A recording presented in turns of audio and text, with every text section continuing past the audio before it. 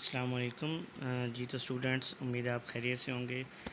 آج ہم class start کر رہے ہیں اسلامیات سیرت طیبہ صلی اللہ علیہ وسلم۔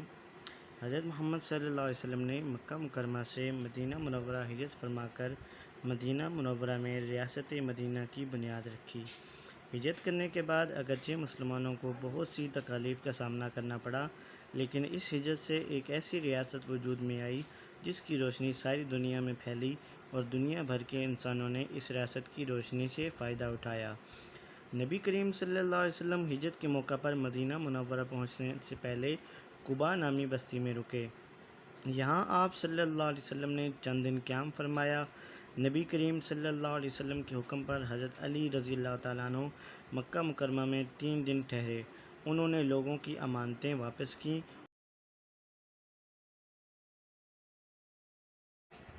اور پیدل ہی مدینہ منورہ کی طرف چل دیے۔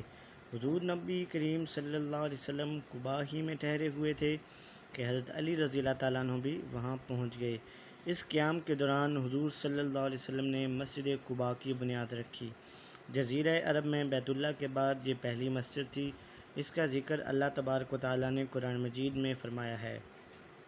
البتہ وہ مسجد جس کی بنیاد پہلے ہی دن سے تقویٰ پر رکھی گئی، وہ زیادہ حقدار ہے کہ آپ اس میں کھڑے ہوں۔ جی تو اسٹوڈنٹس، آج ہم نے پڑھے ہیں پہلے 2 پیراگراف۔ آپ اس کو اچھے طریقے سے یاد بھی کریں اور اپنی رف کاپی اور نیٹ کاپی پر اس کی املا میں سے تقریباً 10 املا کے الفاظ لکھ کر لائیں۔